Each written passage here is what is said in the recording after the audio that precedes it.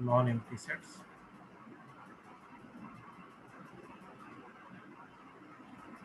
are related to each other. related to each other का क्या मतलब हुआ? मतलब रिलेशन कैसा भी हो सकता है, जैसे फंक्शंस में होता था कि there is some condition that each element of set A has a unique image in set B, ऐसा कुछ नहीं है। यहाँ पर सेट ए के एलिमेंट्स और सेट बी के एलिमेंट्स कोई भी किसी से भी रिलेटेड हो सकता है अंडर सम रिलेशन। जैसे मान लो कि रियल लाइफ में हम बहुत सारे रिलेशंस पढ़ते हैं, उसमें एक फ्रेंडशिप हो सकता है।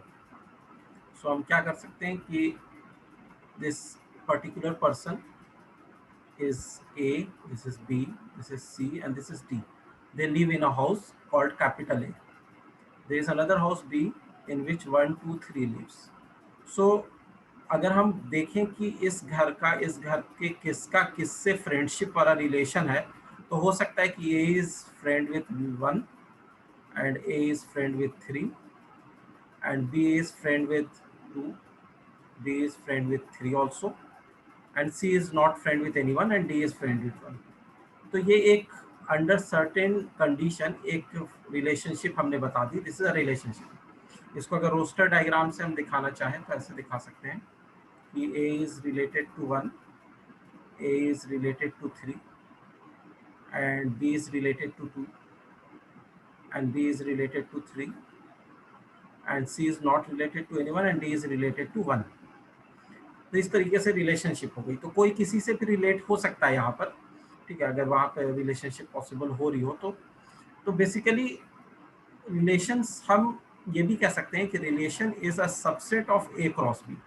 ए क्रॉस बी में क्या होता था, अगर तुम ए क्रॉस बी देखो, if you remember the Cartesian product, if you have studied in class 11th, कि ए का 1 के साथ भी मैपिंग होती है, ए का 2 के साथ भी होती है, ए का 3 के साथ भी होती है, फिर उसके बाद बी की भी सबके साथ होती है, और सी की सबके साथ होती है, डी की सबके साथ होती है, फाइनली डी की 3 के साथ होकर एंड हो जाती है।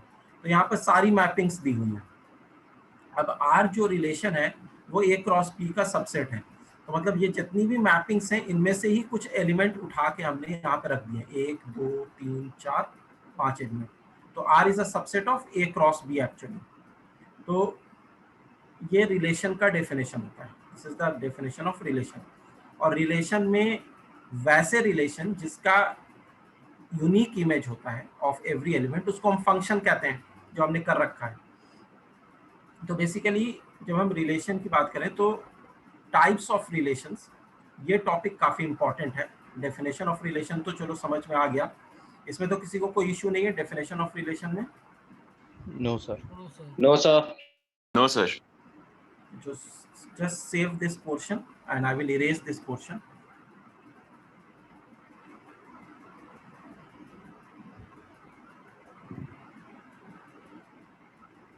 Done sir. डन। So सबसे पहले हम कहते हैं एम्प्टी रिलेशन। एम्प्टी रिलेशन क्या होता है कि सेट ए का सेट बी से कोई रिलेशन है ही नहीं। तो ऐसा पॉसिबल हो सकता है, जैसे मान लो कि इट हैज बीन सेड कि एक सेट ए ले लेते हैं, ठीक है, और एक दूसरा सेट भी ए ले लेते हैं, A related to A like this, और ए जो है that consist of natural numbers like this. अब हम ये कहें कि relation R is x such that x belong to A, sorry,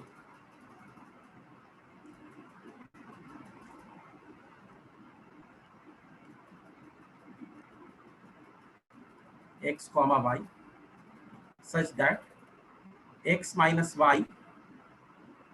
does not belong to integer। तो इस तरीके से हमने कुछ यहाँ पे लिखा हुआ है कि x y एक दूसरे से रिलेटेड तब होंगे and obviously x y belongs to a। तो x और y दोनों a को बिलोंग कर रहे हैं, a is the set of natural numbers. तो अगर हम दो नेचुरल नंबर को सब्ट्रैक्ट करते हैं so what we will find that it will always be an integer, and if it is saying that it is not an integer then it is an empty relation. Are you getting it? Yes sir. ठीक है, अगर Yes, sir. दो अगर हम natural numbers को subtract करेंगे तो हमेशा हमें इंटीजर ही मिलेगा। और अगर ये कहा जा रहा है कि ये रिलेशनशिप इसमें से दो नेचुरल नंबर को तभी रिलेट करेगा जब उनका डिफरेंस इंटीजर नहीं है, दैट मीन्स ऐसा कोई रिलेशनशिप पॉसिबल ही नहीं है। Another one is universal relation.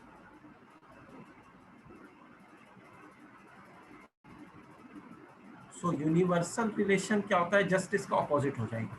मतलब अगर हम आर को ये ले लें कि X comma Y such that x minus Y belong to integer, और वही ऊपर वाला ही एग्जाम्पल है a का, and x comma Y belongs to a। तो जब भी हम दो नेचुरल नंबर को सब्ट्रैक्ट करेंगे तो हमेशा हमें इंटीजर ही मिलेगा। तो इसका मतलब यह है कि a का हर एक एलिमेंट अपने आप से रिलेटेड है, मतलब अपने a का हर एक एलिमेंट 1 2 3 a के हर एक एलिमेंट से रिलेटेड है। This is an universal relation. Is it okay? Yes sir. Yes, sir. कुछ और एग्जांपल्स देखते हैं।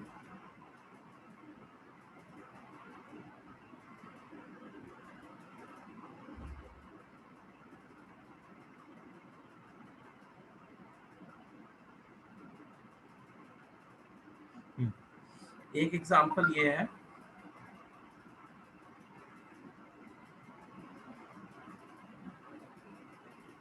हमने एक सेट A ले लिया और इसके एलिमेंट्स हमने लिए हैं 1 2 3 4। सिंस जेई एडवांस में ये सेक्शन नहीं आता है, मैक्सिमम अगर क्वेश्चन आएगा भी कभी तो जेई मेंस में आएगा। तो जेई मेंस में भी काफ़ी सिंपल सी क्वेश्चंस आते हैं इसमें से, तो इसलिए इसके लिए तुम्हें एनसीईआरटी ही फॉलो करनी है, और ये एनसीईआरटी एग्जाम्पलर इस पर्टिकुलर टॉपिक के लिए। तो A is a set having 1 2 3 4 and we have an example that relation is given A comma B such that A minus B is greater than 10। तो यहाँ पर भी A और B पे वही कंडीशन है, A comma B belongs to A। तो basically अगर हम दो नंबर को सब्ट्रैक्ट करें इस सेट में से, तो कभी भी कोई दो नंबर सब्ट्रैक्ट करने पे 10 से बड़ा नंबर नहीं देगा। Is this okay? Yes, sir. Yes, sir. So this is an empty relation।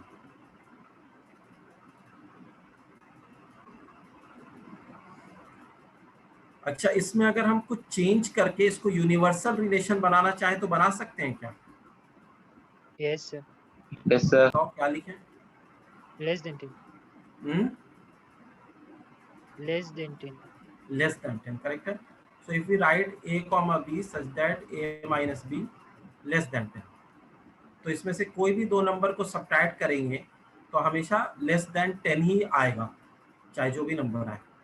तो this will be again a case of universal relation.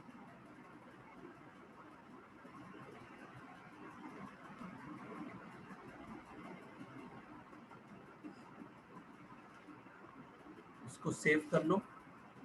अच्छा, एक आइडेंटिटी रिलेशन होता है। आइडेंटिटी रिलेशन क्या होता है? Let us C.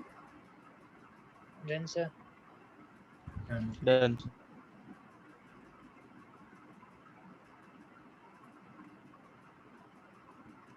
Nana, are you following the class? Yes, sir. Okay. Rest other are, no one new is there other than Nana. Okay. So we have, next is identity relation।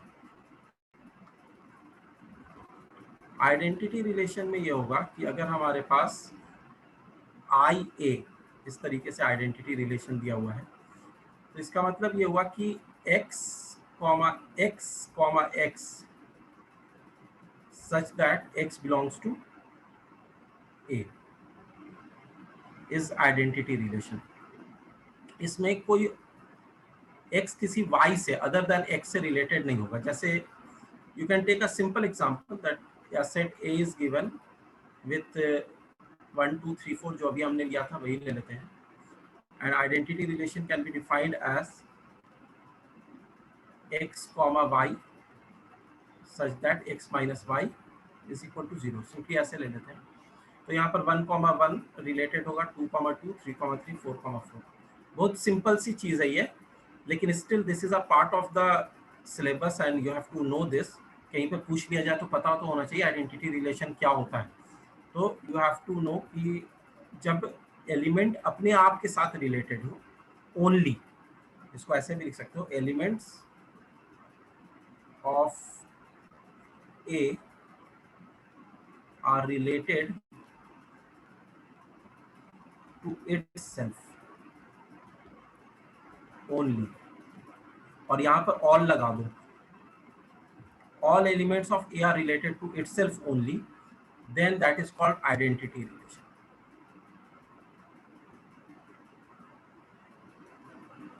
मतलब ऐसा नहीं हो सकता कि 1,1 है, 2,2 है, 3,3 है, लेकिन 4,4 नहीं है, तो भी आइडेंटिटी रिलेशन नहीं होगा।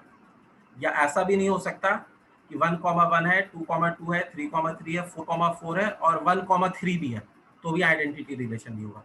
तो मैं दोनों एग्जांपल्स को नलिफाई करने का एक केस दिखा दे रहा हूँ। मान लो कि एक रिलेशन R1 है ऊपर ही वाले एग्जांपल में, और उसमें दिया हुआ है 1,1, 2,2, 4,4। So this is not an identity relation, क्योंकि 3,3 नहीं है। दूसरा एग्जांपल क्या हो सकता है, 1,1, 2,2, 3,3, 4,4 एंड 1,3। तो ये भी आइडेंटिटी रिलेशन नहीं है, क्योंकि इसमें दोनों बात का ध्यान रखना है, all elements of A are related to itself, और ओनली का भी ध्यान रखना है कि अपने आप के साथ ही रिलेटेड रहेंगे और किसी दूसरे के साथ रिलेटेड नहीं होंगे। Only case is that 1 is related to 1, 2, 2, 3, 3, 4, 4, बस। Is this clear to everyone? Yes, sir.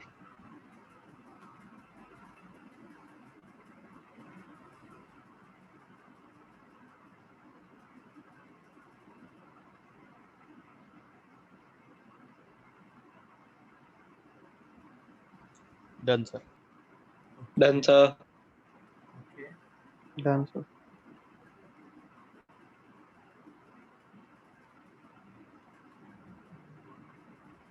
So अब हम लोग आते हैं थोड़े से इम्पॉर्टेंट पार्ट पे, जो टाइप ऑफ रिलेशन का थोड़ा सा इम्पॉर्टेंट पार्ट है। वो पहला है रिफ्लेक्सिव रिलेशन। रिफ्लेक्सिव रिलेशन क्या होता है कि x is related to itself, तो उस रिलेशन को एक रिफ्लेक्सिव कहेंगे। कैन एनीवन टेल मी कि how it is different from identity relation? Sir इसमें ओनली कंडीशन नहीं है। क्या बोल रहे हो, थोड़ा जोर से बोलना। सर इसमें मतलब जैसे 1 2 3 4 था ना, इसमें 1,4 भी आ सकता है। हाँ, मतलब उसमें एक्स्ट्रा भी हो सकता है, you can have some extra relationship also, लेकिन एलिमेंट का अपने आप के साथ रिलेशनशिप होना जरूरी है। So 1 is related to 1, 2 is 2, 3 3, 4 4, बाकी 1 4 भी हो जाए, 2 3 भी हो जाए, that is not an issue, हो या ना हो। लेकिन रिफ्लेक्सिव रिलेशन ये है कि x is related to x, मतलब वो अपने आप के साथ रिलेट हो for all x belonging to a, then the relationship is called reflexive relationship. इसका कुछ एग्जांपल देख लेते हैं।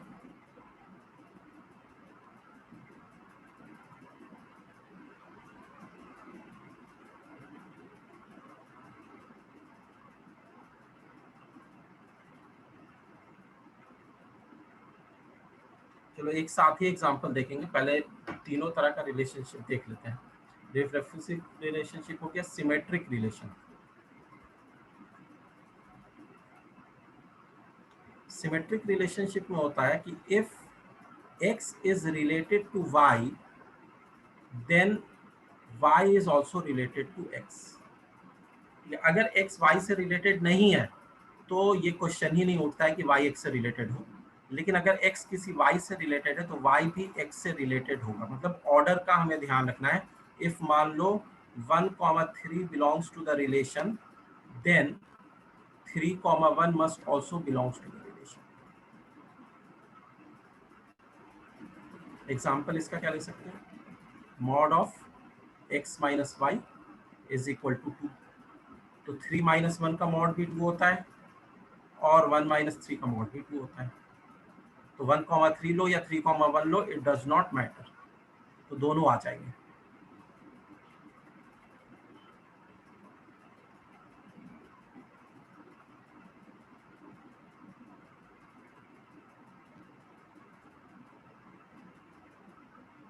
Last is your transitive relation.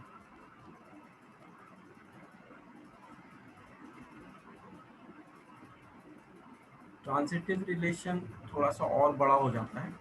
इसमें है if x is related to y and also y is related to some another element z, then x will be related to z। ये होता है ट्रांजिटिव रिलेशन। एग्जाम्पल ले लो, 1,3 belongs to the relation R and 3,4 belongs to the relation R, then 1,4 also belongs to the relation R. If it does not belong to the relation R, then it is not transitive.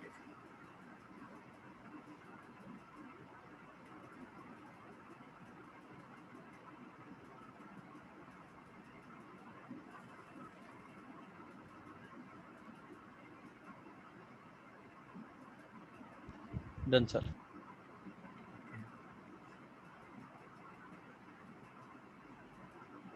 Now we will see few questions. अच्छा, जो तीनों तरह के relation होते हैं उनको भी हम एक नाम देते हैं, जो रिफ्लेक्सिव होते हैं, प्लस सिमेट्रिक होते हैं, प्लस ट्रांजिटिव होते हैं। उनको हम नाम देते हैं equivalence relation.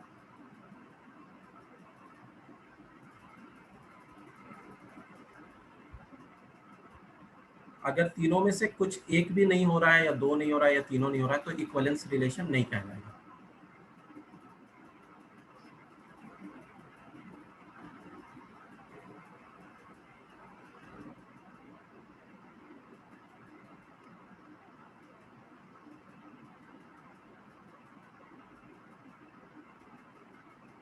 So let me give you few examples. मैं एनसीईआरटी के एग्जांपल्स दे रहा हूँ। तुम्हारे पास एनसीईआरटी एग्जाम्पलर हो कि उससे भी रिलेशंस का देख सकते हो। अभी मेरे पास है नहीं यहाँ पर, अदरवाइज मैं एनसीईआरटी एग्जाम्पलर से भी तुम्हें दिखाता। So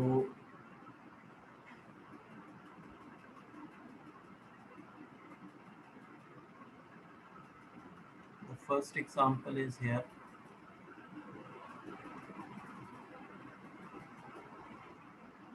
T जो है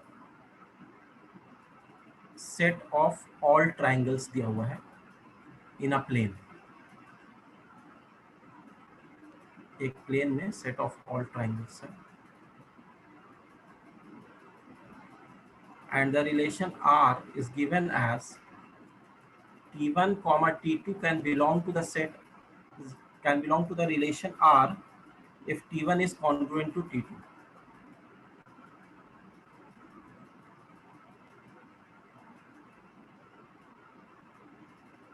So T1 is congruent to T2, तब हम कहेंगे T1 is related to T2। अब यहाँ पर तुम्हें ये बताना है कि whether it is reflexive, whether it is symmetric, whether it is transitive।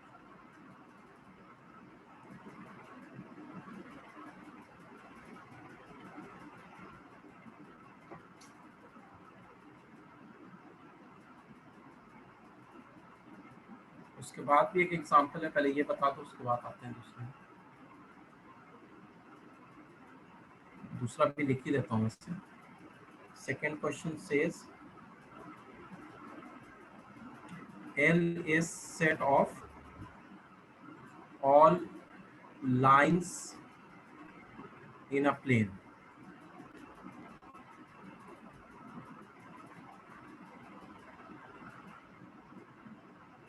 and R is the relation which is like this, L1 comma L2 such that L1 is perpendicular to L2।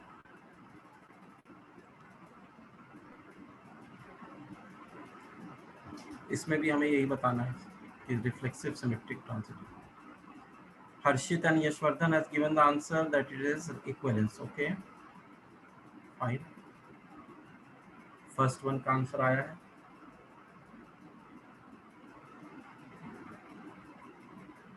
Last wala is saying only symmetric. Harshit is saying that is also correct.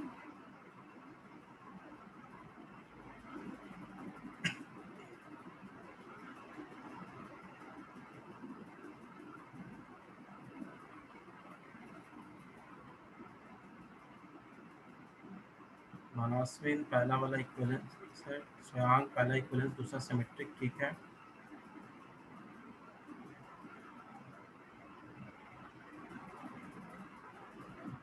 Okay, so I hope almost everyone has got the point. सक्षम का भी आ गया है, अभिनव का भी आ गया.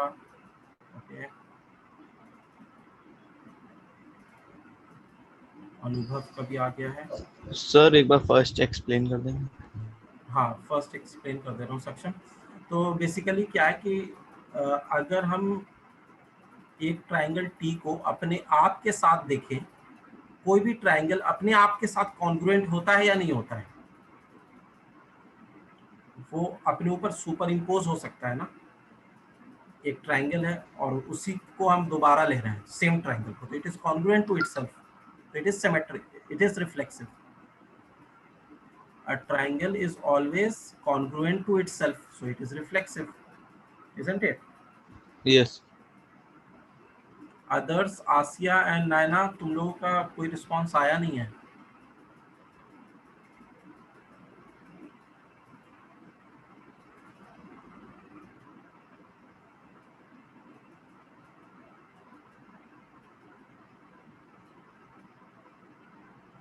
So Nana is saying reflexive, symmetric. First one is equivalence actually. So what happens कि एक ट्रायंगल अपने आप के साथ तो कॉन्ग्रुएंट होता ही है, तो रिफ्लेक्सिव तो होगा ही. अच्छा, अगर एक ट्रायंगल T1 किसी दूसरे ट्रायंगल T2 के साथ कॉन्ग्रुएंट है, it belongs to the relation, तो अगर हम ऑर्डर चेंज कर दें, T2 और T1 ले लें, तो भी वो कॉन्ग्रुएंट ही रहेंगे. सो इट इज सिमेट्रिक ऑल्सो. एक ट्रायंगल ABC है और दूसरा ट्रायंगल DEF है. Triangle ABC is congruent to DEF, that means triangle DEF is also congruent to triangle ABC. अच्छा, तीसरा क्या है, अगर T1, T2 belongs to this relation R and T2, T3 also belongs to this relation R, then T1, T3 also belongs to this relation R. ये भी true है, इसलिए क्योंकि अगर एक ट्रायंगल दूसरे ट्रायंगल के सिमेट्रिक है और दूसरा वाला तीसरे के सिमेट्रिक, तीसरे के कॉन्ग्रुएंट है, not symmetric, congruent. First one is congruent to second one and second one is congruent to third one, then the first one is also congruent to third one. That means it is transitive. So what we can say that this relation is reflexive, symmetric, transitive, therefore this is an equivalence relation.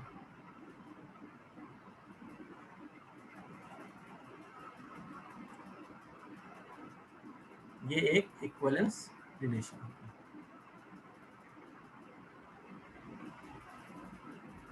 Now if we have a relation R जिसमें दो lines एक दूसरे के perpendicular हैं, तो उसके बारे में अगर हम पता करना चाहें, तो कोई लाइन अपने आप के साथ परपेंडिकुलर हो सकती है या नहीं हो सकती है? नो, नहीं हो सकती. एक लाइन अपने आप के साथ पैरेलल हो सकती है क्योंकि उसके ऊपर कोइंसिडेंट होगी, लेकिन परपेंडिकुलर नहीं हो सकती है, तो it is not reflexive. Because line can't be perpendicular to itself. बाकी और आगे लिखने की मर्जी है तो ये भी लिख सकते हो कि it is parallel to itself.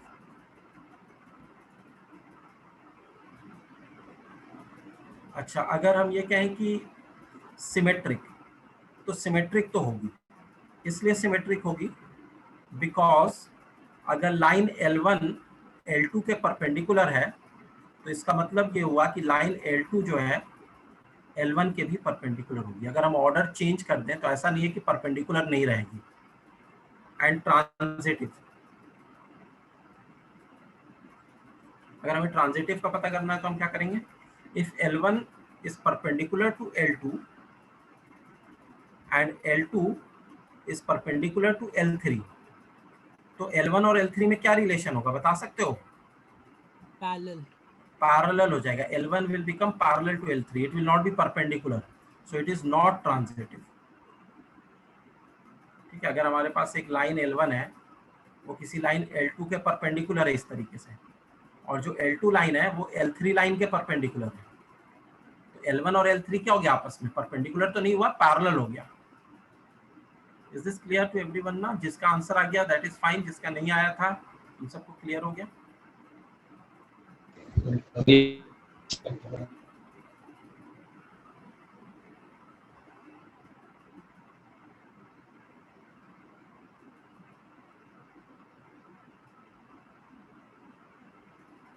So this is only symmetric but not reflexive and also not transitive.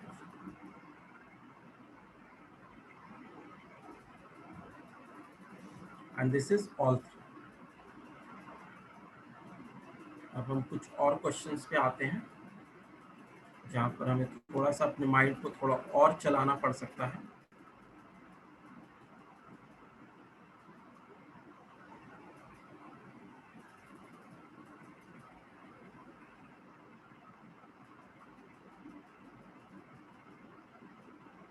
NCERT का ये वाला क्वेश्चन बड़ा इंटरेस्टिंग है। ये क्वेश्चन मैं तुम्हें देता हूँ, देखता हूँ कि कितने लोग कर पाते हैं। ये है एक्सरसाइज 1.1 जो है तुम्हारा, दैट इज ऑफ रिलेशंस। इसका एक क्वेश्चन है 2, I think as far as I remember question number 2 ही था, तो एक बार चेक कर लेते हैं। एक 2 क्वेश्चन है और एक क्वेश्चन नंबर 5 है। क्वेश्चन नंबर 2 में ये कह रहा है, show that the relation R in the set R of real numbers. Relation R है in real numbers.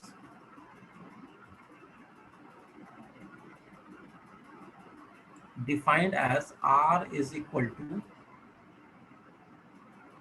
A comma B such that A is less than equal to B square। और इसमें already question में कह रखा है कि ये ना रिफ्लेक्सिव है, this is neither reflexive nor symmetric nor transitive. So can you prove this? Can you give some example which can prove this? ठीक है, अगर तुम्हें डिस्प्रूव करना है तो तुम कोई एग्जाम्पल दे सकते हो, एग्जाम्पल से डिस्प्रूव हो जाएगा। तो ये ना रिफ्लेक्सिव है, ना सिमेट्रिक है, ना transitive. You have to give some example by which you can show this. Sir, हाँ sir R is real numbers का मतलब क्या है? जो रिलेशन आर है वो रियल नंबर के ऊपर है, मतलब ए और B belongs to real number. Okay sir. Real number को जब सिंबल से तुम दिखाते हो तो इस तरीके से दिखा सकते हो, ये रियल नंबर का सिंबल हो गया, ये रिलेशन का सिंबल नहीं हुआ। Manaswin is saying fraction. Yes Manaswin correct है। तो मनस्विन ने रिफ्लेक्सिव के लिए सही एग्जांपल बताया है। फ्रैक्शन ले लो कोई, 1/2 ले लिया मनस्विन ने। तो मनस्विन ये कह रहा है कि if you take a as 1/2 suppose, तो 1/2 is smaller than equal to 1/2 का स्क्वायर होता है क्या? तो 1/2 is less than equal to 1/4, क्या ये होता है? नहीं होता है। It's not true, so it is not reflexive. ये वाला पार्ट तो प्रूव हो गया।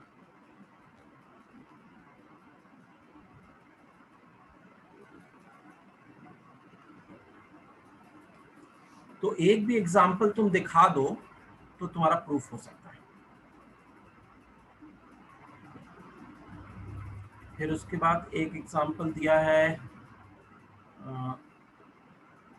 इसने दिया है ये एग्जाम्पल, हर्षित ने दिया है 1,3 का, फिर यशवर्धन ने 2,5 का दिया है सिमेट्रिक नहीं होने के लिए। हाँ सही है। तो अगर तुम चाहते हो कि सिमेट्रिक नहीं है तो तुम 1 और 3 ले लो। तो 1 और 3 अगर लेते हैं तो 1,3 of course belong to the relation R, क्योंकि 1 is smaller than equal to 3 का square, that is 1 is smaller than equal to 9 होता है।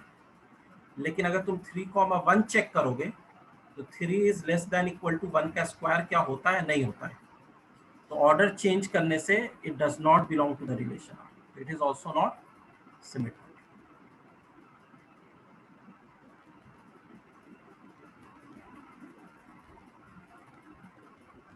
अब ट्रांजिटिव का एग्जांपल लेना है।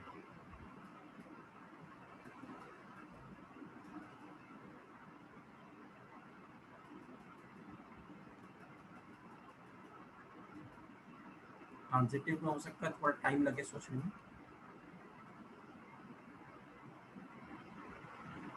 यशवर्धन ने एक एग्जांपल दिया है 3,2 एंड 2,1.5। यस यशवर्धन करेक्ट है।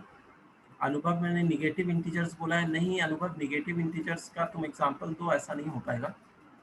निगेटिव में कैसे होगा, होगा क्या, -1 और -2 4 हो जाएगा, फिर -2 और एग्जाम्पल अगर यशवर्धन, एक तो एग्जाम्पल दिया है यशवर्धन ने, उसका तो सही लग रहा है, और निगेटिव इंटीजर्स अनुभव बोल रहा है, तो अनुभव का एक बार चेक कर लेते हैं।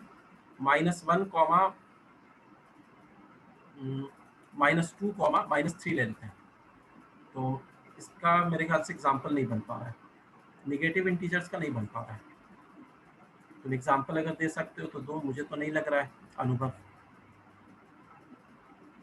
यशवर्धन ने कहा है कि 3,2 belongs to the relation and 2, मनास्विन ने कहा है 2 - 5 10। अभी आते हैं उसमें भी, तो 2,1.5 ये दोनों चेक करके देख लो एक बार। तो 3,2 जो है 3 is less than equal to 2 का square 4, that is fine, and 2 is less than equal to 1.5 का स्क्वायर मतलब 2.25, दैट इज ऑल्सो फाइन। लेकिन अगर हम 3,1.5 को चेक करेंगे तो 3 is less than equal to 2.25 is not correct, so this does not belong to the relation R। ये वाला एग्जांपल सही लग रहा है, सही है। चलो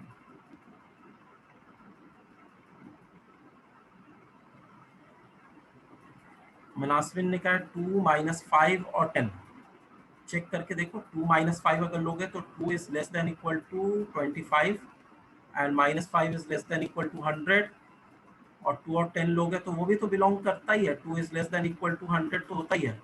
ये वाला एग्जांपल डिस्प्रूव नहीं कर पाएगा। सक्षम कह रहा है 1332, 1 is less than equal to 9 fine है, 9 is less than equal to 4 that is also fine, 1 is also less than equal to 4, ये भी डिस्प्रूव नहीं कर पाएगा। सक्षम तुम्हारा एग्जांपल भी इसको डिस्प्रूव नहीं कर पा रहा है, मनास्विन तुम्हारा एग्जांपल भी इसको डिस्प्रूव नहीं कर पा रहा है। तुम खुद ही चेक कर लो ना, A, B belong to R आ रहा है, B, C belong to R आ रहा है, and A, C belong to R भी आ रहा है, लेकिन तुम्हें तो डिस्प्रूव करना है। उसके लिए तो तुम्हें ऐसा एग्जांपल देना होगा जिसके लिए बिलोंग टू R नहीं आए। तो यशवर्धन का एक एग्जांपल है जो इसमें सूट कर रहा है। Is it clear to everyone?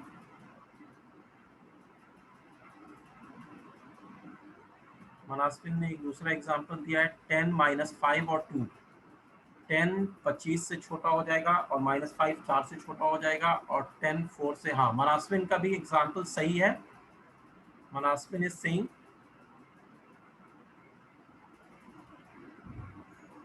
10 - 5 2, that is fine. Manaswin सही है, 10 - 5 2 होगा।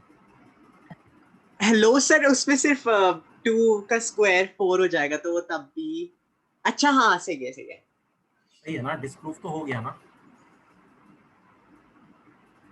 सक्षम ने कह रहा है कि 9 इज स्मॉलर देन 4 नहीं होगा। सक्षम तुम्हारा मैसेज कहाँ पे चला गया पता नहीं।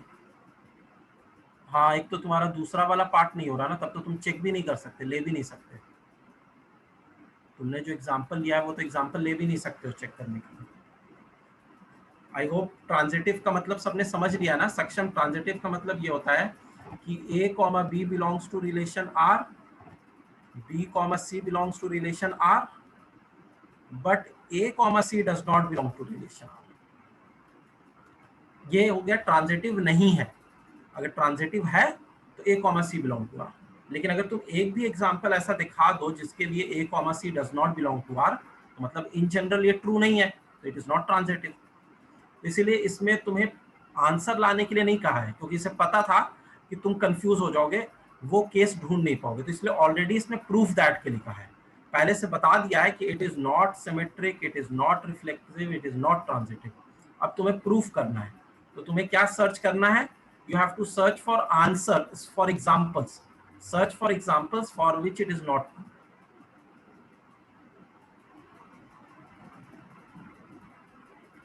हर्षित पूछ रहा है A B belongs to R is fulfilled but B C does not belong to are.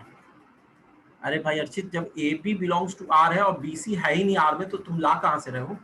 B C R में होगा तभी तो हम बी सी की बात करेंगे। ए बी आर में है, बी सी भी आर में है, तब हम ए सी की बात कर रहे हैं। नहीं नहीं सर, मेरा क्वेश्चन ये है कि अगर a comma b belongs to r, मतलब जो ट्रांजिटिव की कंडीशन ही फुलफिल नहीं हो रही है, तब भी वो ट्रांजिटिव होगा ना? नहीं, तो ट्रांजिटिव की कंडीशन जब फुलफिल ही नहीं हो रही है तो हम चेक कैसे करेंगे? जब बी कॉमा सी आर में है ही नहीं तो ए को किस सी से मिलाएंगे? जब बी कॉमा कोई ऐसा सी है ही नहीं तो। सर तब ये मतलब तब इस रिलेशन को हम ट्रांजिटिव नहीं कहेंगे। क्या बोल रहे हो? जरा जोर से बोलना। सर मतलब अगर b कॉमा c r में है ही नहीं तो हम उसे ट्रांजिटिव नहीं कहेंगे रिलेशन को। नहीं, तब ट्रांजिटिव ऑटोमेटिक हो जाएगा। अगर ऐसा कोई कंडीशन ही नहीं है तो ऑटोमेटिक ट्रांजिटिव हो जाएगा। जी सर, वही पूछ रहा था।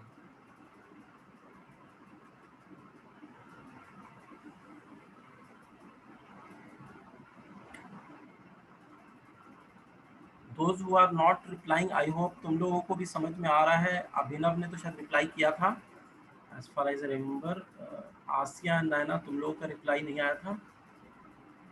सर हाँ, फिर हम आइडेंटिटी रिलेशन को इक्विवेलेंस रिलेशन, आइडेंटिटी रिलेशन को इक्विवेलेंस रिलेशन कह सकते हैं।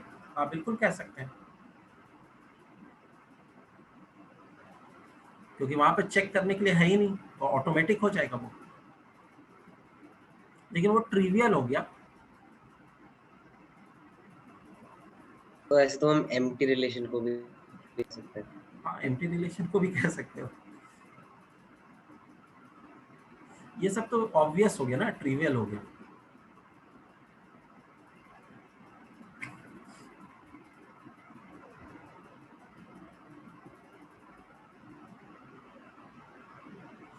Let us come to one more question.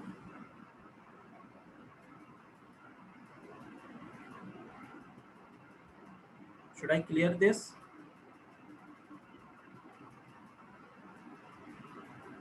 Yes. Now it says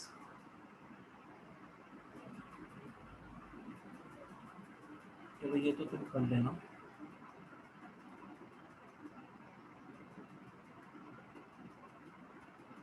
एक कॉन्सेप्ट होता है इक्विवेलेंस क्लास का, वो भी बता देता हूँ। सो व्हाट हैपेंस कि एक एग्जांपल लेके बताता हूँ तुम्हें।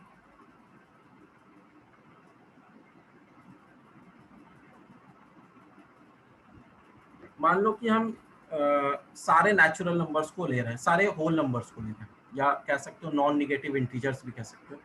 We are considering all whole numbers. Whole numbers are 0, 1, 2, या इंटीजर्स ले लो, सबसे अच्छा है इंटीजर्स ले लो।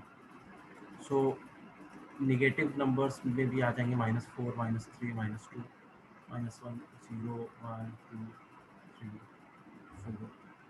सॉरी, वही लेते हैं, ये इसमें थोड़ा कंफ्यूजन हो जाएगा। इंटीजर्स ले सकते हैं, नो इशू, लेकिन मैं होल नंबर ही ले रहा हूँ। 0, 1, 2, 3, 4 सुनो। अब इसको इक्विवेलेंस क्लासेस में अगर हम बांट सकते हो under some relation, under a relation, तो उसका एक एग्जांपल देख रहे हैं। What is the relation? Relation is x, y such that x minus y का जो मॉड है वो इवन है, that is an even number. Now this is the relation. मतलब क्या हुआ कि हम इस होल नंबर में से दो x और y को सिलेक्ट कर रहे हैं, x को और एक y को, और उसका डिफरेंस जब ले रहे हैं तो उसके डिफरेंस का जो मॉड आ रहा है that is coming out to be even number, तब वो उस रिलेशन को बिलोंग करेगा, और नहीं आ रहा है तो वो इस रिलेशन को बिलोंग नहीं करेगा। तो व्हाट वी सी कि इससे हम इक्विवेलेंस क्लासेस जनरेट कर सकते हैं दो। एक इक्विवेलेंस क्लास है जिसमें एलिमेंट्स हैं 0, 2, 4, 6 सो ऑन, मतलब सारे इवन नंबर्स, और एक क्लास है 1, 3, 5, 7 सारे ऑड नंबर्स। और अगर हम यहाँ पर इसके डेफिनेशन पे ध्यान दें तो व्हाट वी ऑब्जर्व कि all elements of set A are related to itself, are related to the elements of A। मतलब ये कहने का है कि अगर तुम कोई भी दो इवन नंबर का डिफरेंस लेते हो तो वो इवन नंबर ही होगा, मॉड लगा हुआ है मतलब minus sign will become plus. तो अगर तुम कोई दो इवन नंबर का डिफरेंस लेते हो, एनी टू इवन नंबर का, तो वो डिफरेंस इवन ही आता है। Similarly all elements of set B are related to the elements of B। इसका क्या मतलब हुआ कि अगर तुम कोई भी B सेट का एलिमेंट लेते हो, मतलब कोई भी ऑड नंबर लेते हो और दूसरा ऑड नंबर लेते हो और उसका डिफरेंस लेते हो तो भी इवन ही आएगा। तो any difference of odd numbers और any difference of even numbers is even. दूसरी ऑब्जर्वेशन क्या है इसमें कि no element of set A is related to the element of set B। Set A का कोई भी एलिमेंट सेट B से रिलेटेड नहीं है। सिमिलरली तुम कह सकते हो कि सेट B का भी कोई भी एलिमेंट सेट A से रिलेटेड नहीं है, मतलब A और B आपस में रिलेटेड नहीं है। क्यों? क्योंकि कोई भी इवन नंबर और कोई दूसरा ऑड नंबर का अगर डिफरेंस लेते हो तो that is never even. Odd और इवन का डिफरेंस इवन नहीं होता है। तीसरी चीज क्या देख सकते हैं हम, यहां पर लिखा हूं,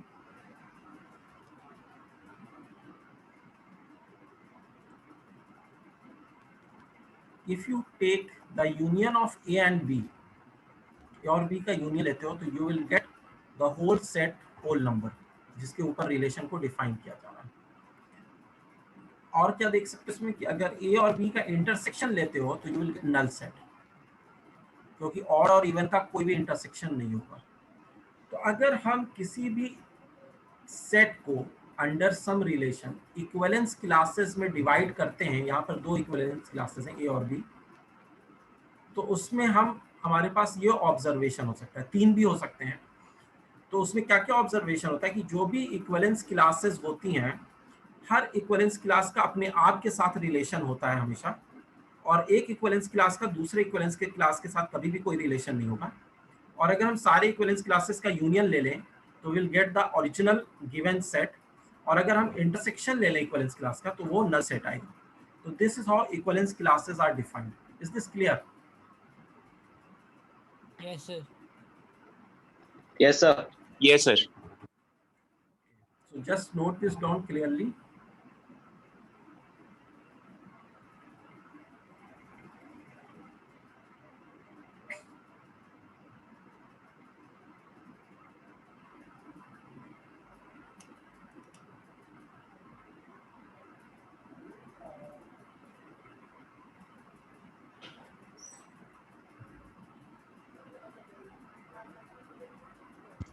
Done, sir. Okay.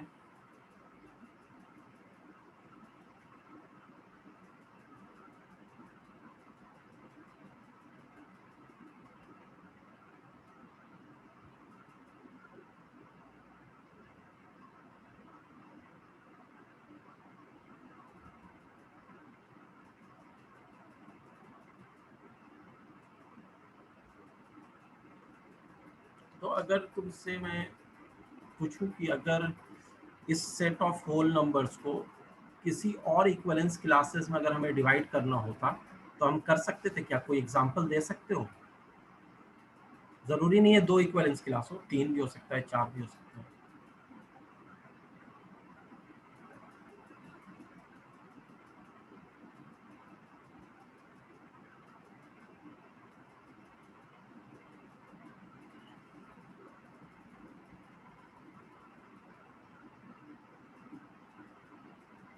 Any other example of equivalence classes which you can think of for whole numbers?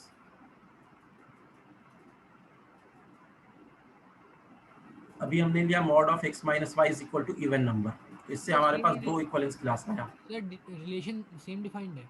नहीं, अलग रिलेशन है, रिलेशन ही तो अलग दिखाना है, सेट सेम है। इक्विवेलेंस क्लासेस अलग जनरेट हो जाएगी।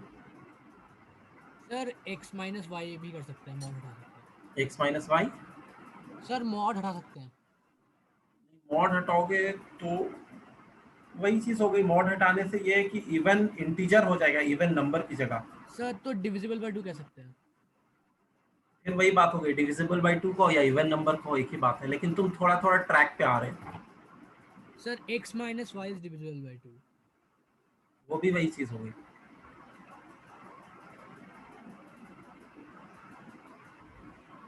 सोचो, मैंने ये वाला इरेज नहीं किया, x माइनस वाई का मॉड वही रहने दिया।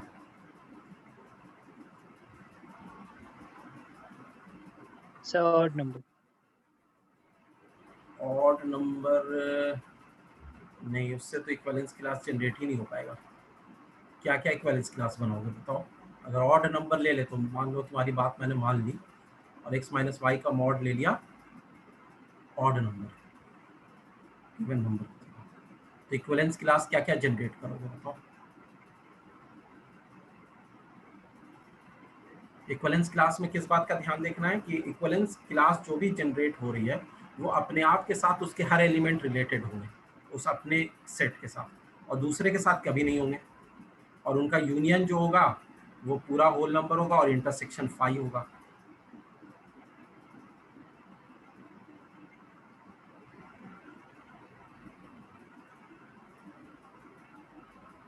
सर एक बार प्लीज आप क्वेश्चन रिपीट कर देंगे? एक बार फिर सर क्वेश्चन रिपीट कर दीजिए।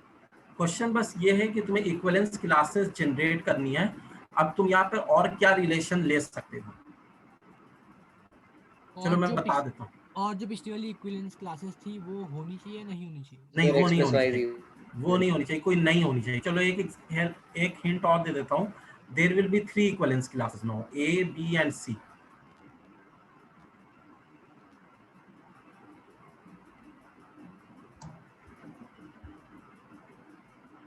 sir x plus y is evenless.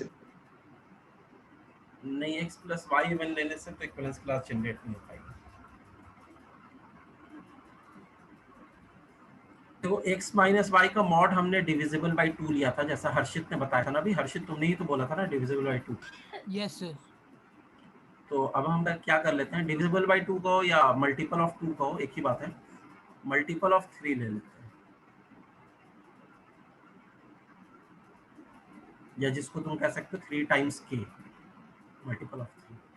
तो अब ए सेट में तुम क्या क्या ले सकते हो? मान लो इसमें 0 तुमने डाला तो नेक्स्ट इसमें क्या जाएगा?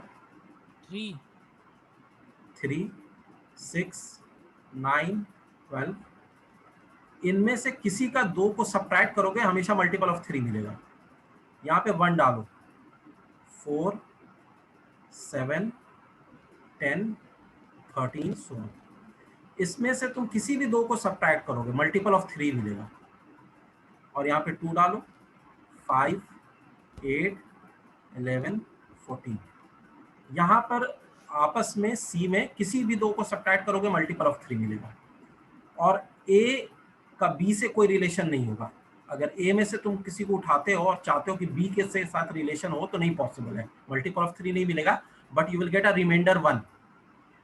और A का C से देखोगे तो रिमाइंडर 2 हो जाएगा, B का C से देखोगे तो रिमाइंडर 1 हो जाएगा। Is this clear? Yes sir. और यहाँ पर ये भी है कि सबका आपस में अगर इंटरसेक्शन लोगे, A इंटरसेक्शन B तो 5, B इंटरसेक्शन C तो 5, C इंटरसेक्शन A तो वो भी 5, और अगर तीनों का यूनियन ले लेते हो तो that will be again the set of whole numbers. तो ये सारी कंडीशन को सेटिस्फाई कर रहा है। एक कंडीशन ये थी, एक कंडीशन ये थी कि ए और बी और C have elements related to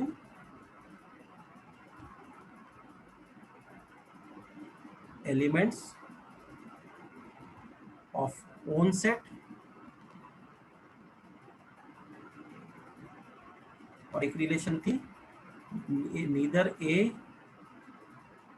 nor B nor C interrelated to each other।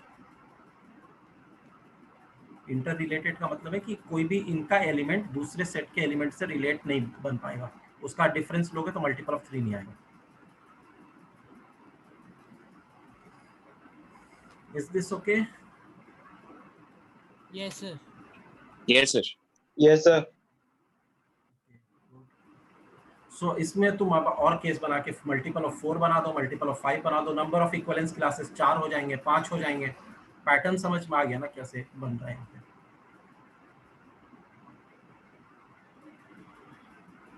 Yes sir. Let us see few questions.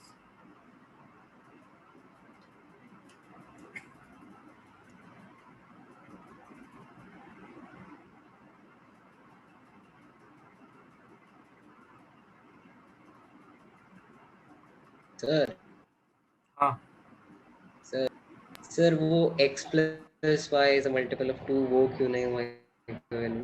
अच्छा अभी बता, एक मिनट।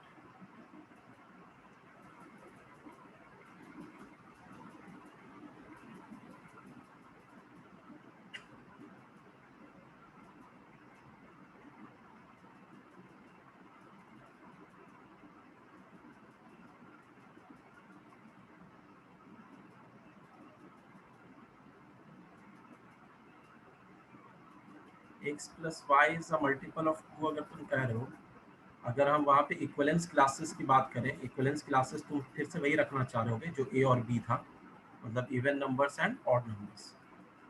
तो अगर तुम यस सर। इवन नंबर्स को ऐड करते हो आपस में, शायद हो जाए, मे बी, देखते हैं। x plus y is equal to 2k। तो अगर तुम एक ए सेट ले रहे हो जिसमें 0 2 4 6 है, किसी भी दो को ऐड करोगे तो इवन ही होगा, ठीक है। ऑड ले रहे हो 1 3 5 7, किसी भी दो को ऐड करोगे तो इवन ही होगा, दैट इज ऑल्सो फाइन। अच्छा ए और बी में से किसी दो को लोगे उसको ऐड करोगे तो वो इवन नहीं होगा, यहाँ पे मॉड की ऐसे ज़रूरत नहीं है, वो इवन नहीं होगा, यहाँ तक भी सही बात है। यूनियन लोगे तो भी बात बन जाएगी, इंटरसेक्शन लोगे तो भी बात बन जाएगी, ठीक है, सही है। क्योंकि बेसिकली x माइनस वाई जो है वो x प्लस माइनस वाई है, तो subtraction is addition with a negative number, तो ये भी वही रूल फॉलो करेगा।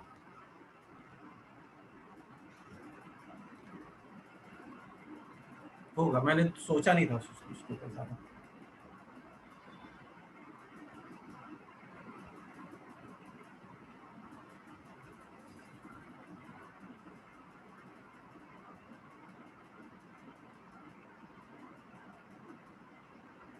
यशवर्धन, यशवर्धन तुमने बोला था ना इसका x plus Y?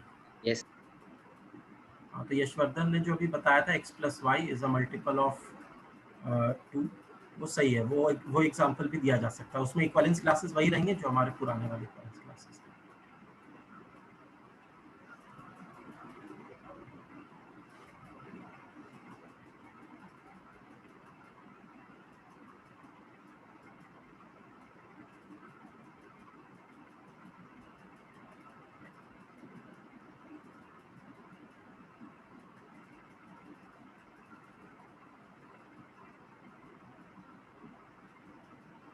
Yashvardhan is saying miscellaneous question number 10. Okay, let us see.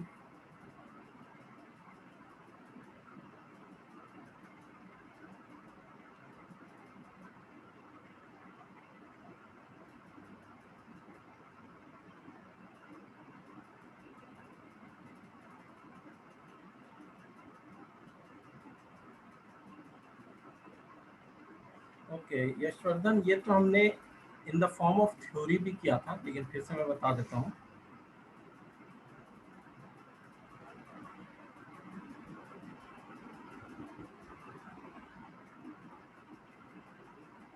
नहीं, ये नहीं किया था, एनीवेज बता देता हूँ।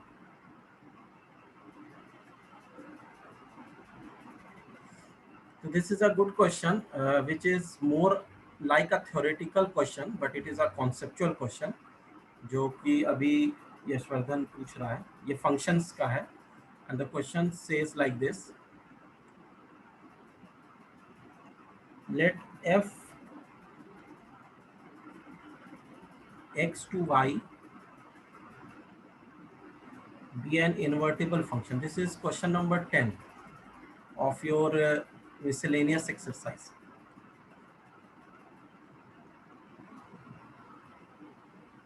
Show that f has unique inverse.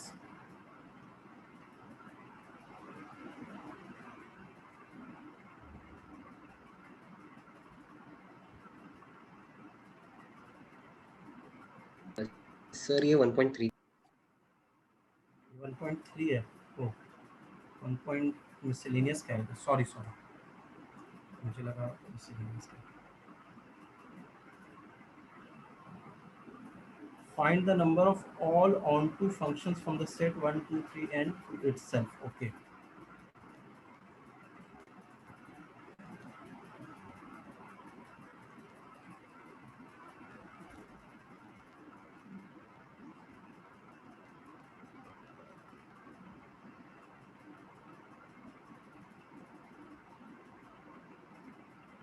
From 1, 2, 3 n to itself. ठीक है, तो ऐसा है कि इसमें अगर तुम्हें नंबर ऑफ ऑन टू फंक्शंस निकालने हैं तो इसमें mutually inclusive and exclusive principle एक लगता है, जिससे एक फॉर्मूला आता है। वो परम्यूटेशन एंड कॉम्बिनेशन चैप्टर में हम पढ़ते हैं, लेकिन उसको मैं थोड़ा सा बताने की कोशिश करता हूँ। पता नहीं अभी समझ पाओगे या नहीं समझ पाओगे। एनीवेज, ये सेट ए है, ये सेट बी है, इसमें 1, 2, 3 टिल n, इसमें 1, 2, 3 टिल n। अब तुम्हें क्या करना है कि ए सेट से बी सेट तक कितने ऑन टू फंक्शंस तुम बना सकते हो, इसकी बात की जा रही है। तो नंबर ऑफ ऑन टू फंक्शंस, सबसे पहले हम ये कहते हैं कि नंबर ऑफ फंक्शंस कितने बन सकते हैं। तो नंबर ऑफ फंक्शंस जो बनेंगे that will B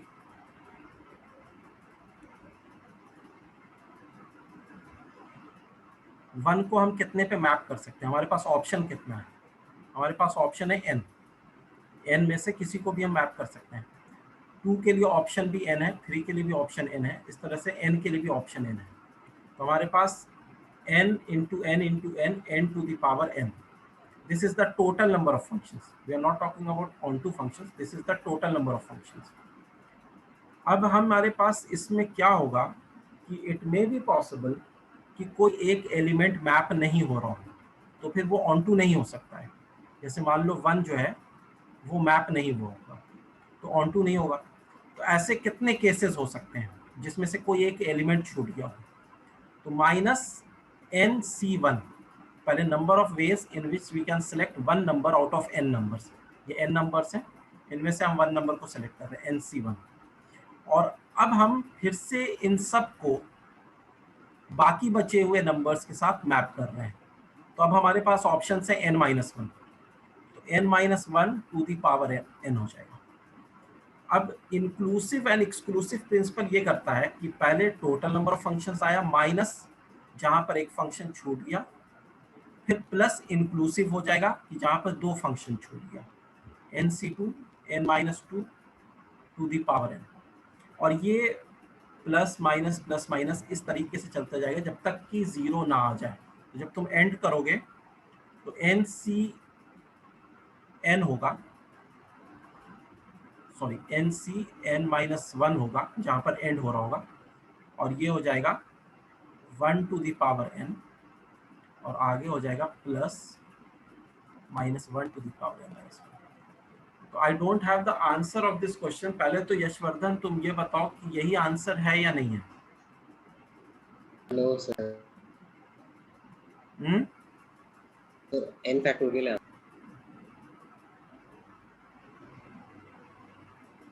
n factorial.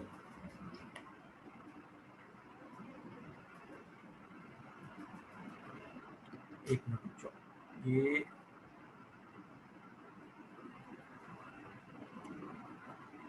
अच्छा ठीक है, इसमें ऑन टू फंक्शंस ले रहे हो, वन वन नहीं ले रहे ये, लेकिन सही नहीं दिखा रहा है। एक मिनट रुको,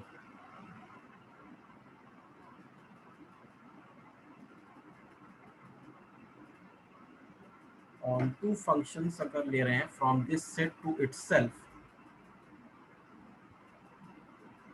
n फैक्टोरियल का तो मतलब इसने ये कर दिया कि पहले वाले के पास n ऑप्शंस हैं, जब एक मैप हो गया तो दूसरे वाले के पास n-1 ऑप्शंस हैं, दूसरे के पास भी n ऑप्शन है। ये गलत बता रहा है, n फैक्टोरियल नहीं हो सकता। n फैक्टोरियल तो तब होगा जब ये 1-1 फंक्शन की बात कर रहा हूँ, ये तो ऑन टू की बात कर रहा है। 1-1 के लिए n फैक्टोरियल आएगा दिस, इसलिए मैं सोच रहा था कि ऐसा डिफिकल्ट क्वेश्चन तुम्हारे एनसीईआरटी में कैसे पूछेगा।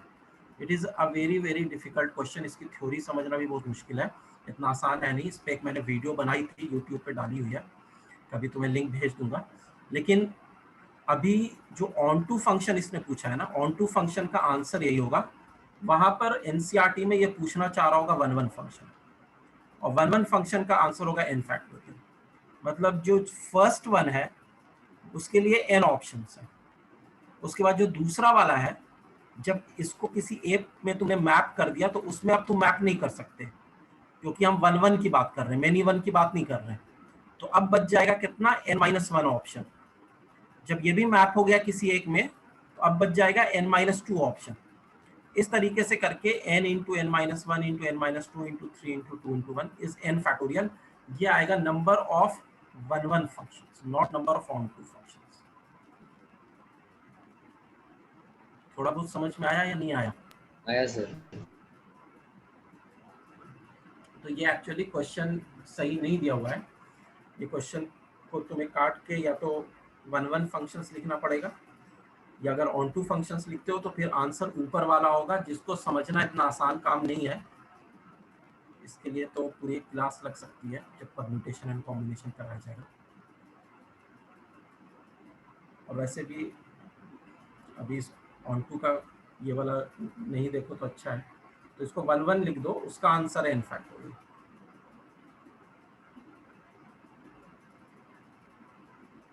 बाकी लोगों को क्लियर हुआ? Yes sir. कुछ भी थोड़ा बहुत? यस सर, नीचे वाला हुआ। नीचे वाला क्लियर हो गया ना? हाँ ठीक है। तो नंबर ऑफ 1-1 फंक्शंस में हम क्या कर रहे हैं एक बार और मैं बता देता हूँ, ऊपर वाला रहने देना। आई डोंट नो ऐसा एरर कैसे हो गया एनसीईआरटी में, लेकिन एनीवेज मैंने भी ध्यान नहीं दिया।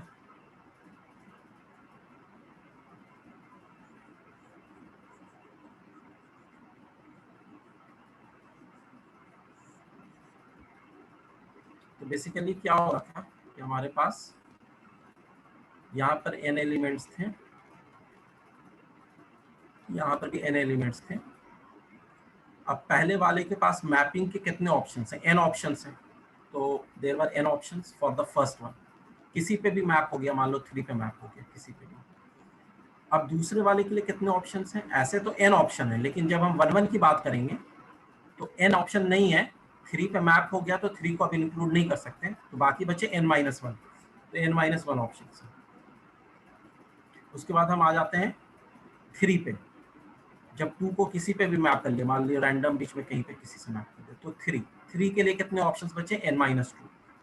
और सबको मल्टीप्लाई करते चले जाएंगे, क्योंकि when a job is completed when all of it सब पार्ट्स इज कंप्लीटेड, तो ये सब इसके सब पार्ट्स हैं। और इस तरीके से हम 3, 2, 1 तक चले जाएंगे, तो दिस इज n फैक्टोरियल।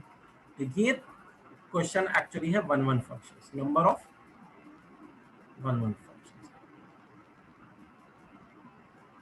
तो प्लीज एवरीवन जो भी मिसलेनियस का क्वेश्चन नंबर 10 है उसको ऑन टू की जगह 1 1 कर देना और उसके बाद ये आंसर है उसका।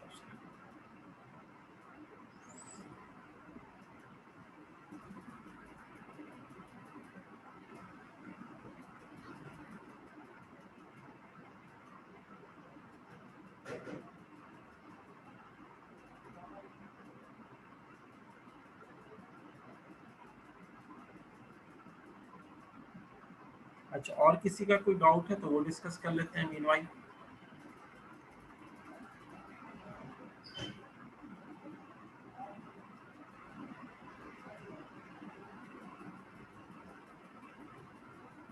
यस, नहीं है कोई डाउट तो रिलेशंस के ही कुछ क्वेश्चंस देख लेते हैं।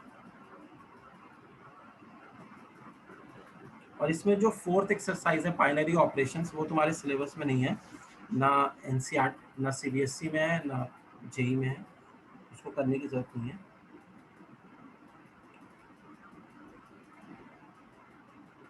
वैसे है तो बहुत सिंपल सी चीज, लेकिन एनीवेज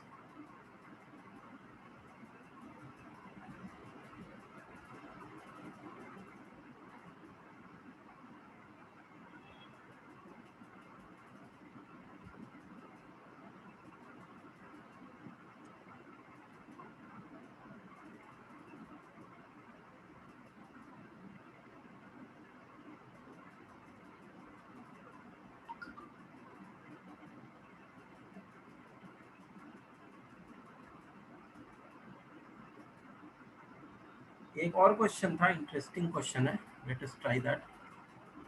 दिस इज एक्सरसाइज 1.1 का question number 5। It says that a relation over real number r over r, पहला रिलेशन है और दूसरा जो है रियल नंबर है, defined by r is equal to a comma b such that a is less than equal to b cube, is reflexive, symmetric और ट्रांजिटिव, तीनों चेक करना है। अभी हमने a less than equal to b square के लिए किया था ना,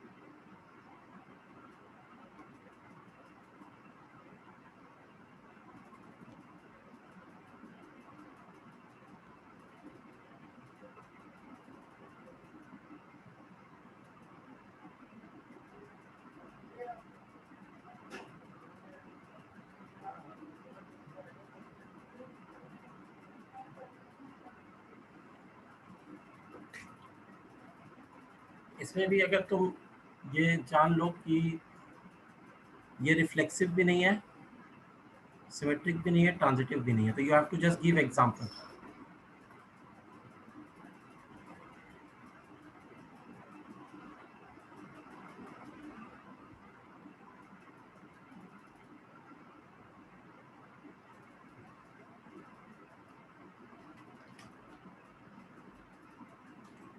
सर पहले वाले का तो नेगेटिव वैल्यू हो जाएगी। हाँ, पहले वाले का और फ्रैक्शन ले लोगे तो अपने आप हो जाएगा प्रूफ। एग्जांपल 1/2 ले लिया।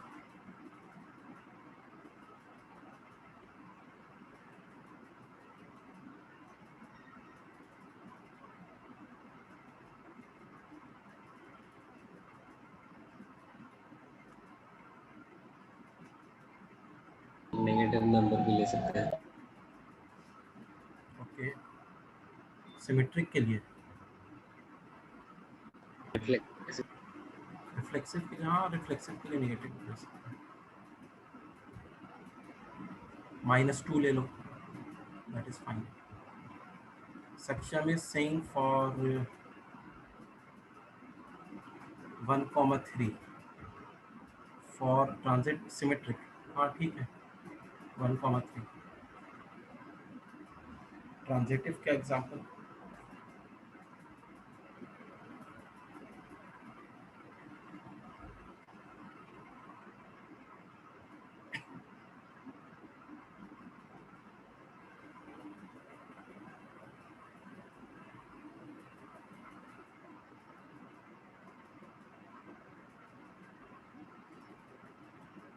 ओके नैना, फर्स्ट और सेकंड का तुम्हारा भी आंसर सही है, फ्रैक्शन हाफ एंड सेकंड का 1,2।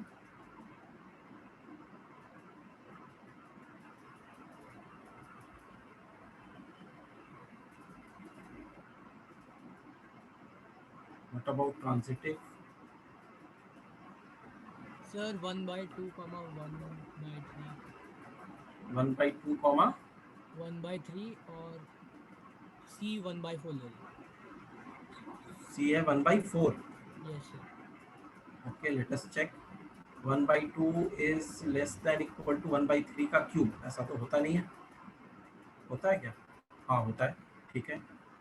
तो 1/2 is less than equal to 1 by, नहीं ऐसा कहाँ होता है, नहीं होता है। सर सॉरी 1/3, 1/2 होगा। 1/3, 1/2। ओके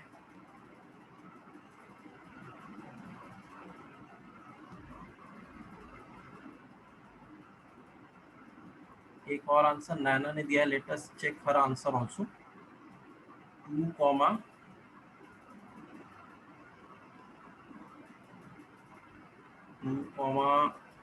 3/2. Okay, nice.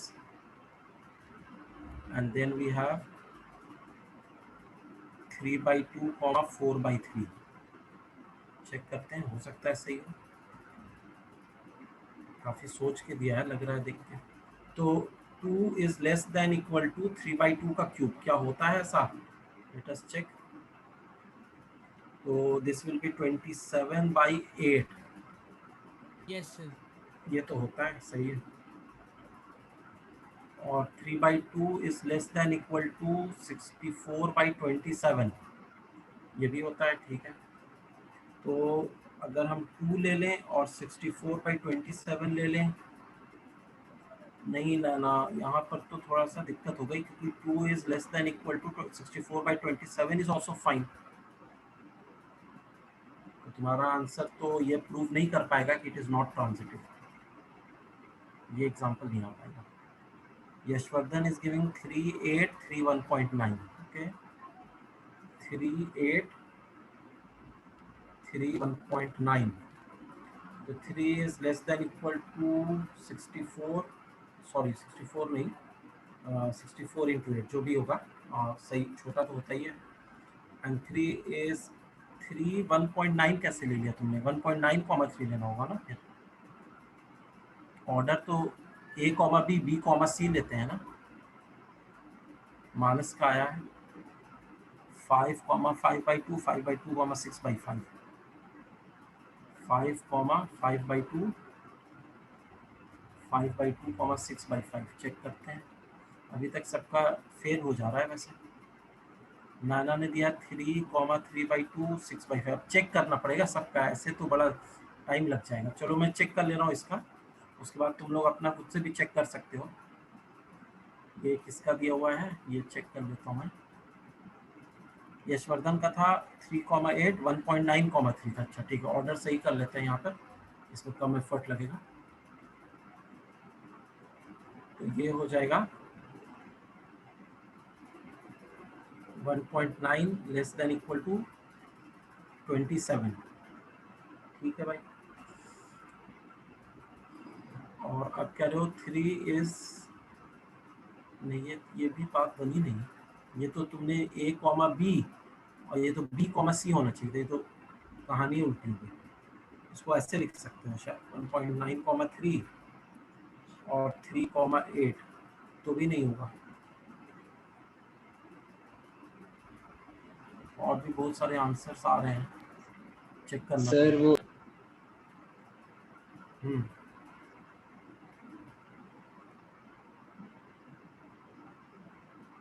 कुछ बोल रहे थे?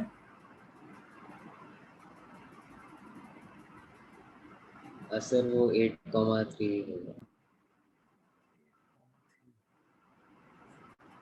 8, 3। तो ये हो जाएगा 8 लेस वो सर पहला वाला 8,3 पहला वाला 8,3 होगा और दूसरा वाला 3,1.9. Yes 8 is less than 27, fine है भाई, and 3 is less than equal to, ठीक है, 1.9 का क्यूब होगा, ठीक है, लगभग होगा, ठीक है. 8 is less than equal to 1.9 का क्यूब नहीं होगा, हाँ सही है, ये सही कह रहा है. This is fine. यशवर्धन ने ये एग्जांपल दिया, आई थिंक ये सही है. तुम लोगों का भी हो सकता है और सही होगा, लेकिन ये वाला एग्जांपल ठीक है. Because 8 is less than equal to 27, it is fine. And 3 is less than equal to 1.9 का क्यूब, ये भी फाइन है, होगा. कैलकुलेट कर लेना, 6-7 के आसपास कुछ आएगा डेसिमल में. 8 is less than equal to 1.9 का क्यूब अगर करेंगे तो ये नहीं होगा, क्योंकि ये 8 से छोटा होगा. 2 का क्यूब 8 होता है ना.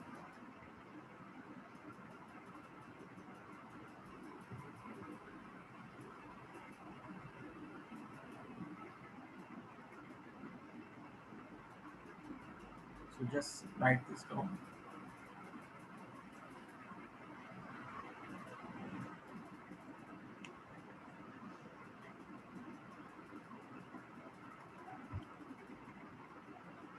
तो अब हम लोग नेक्स्ट क्लास में most probably inverse trigonometric function से स्टार्ट करेंगे, which is your second chapter in NCERT.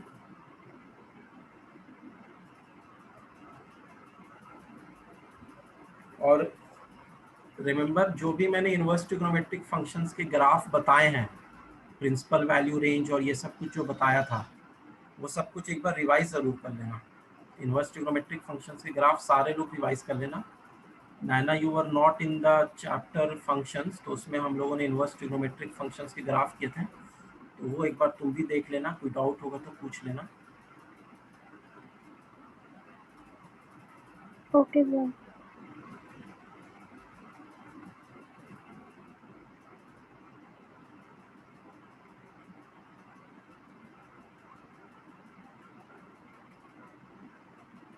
Anyone having any other doubt?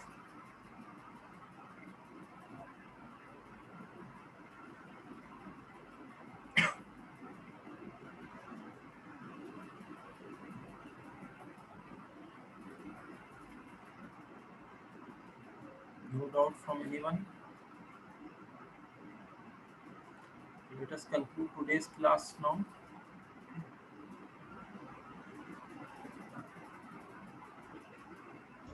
Thank you sir. Thank you sir. Thank you sir. Thank you sir.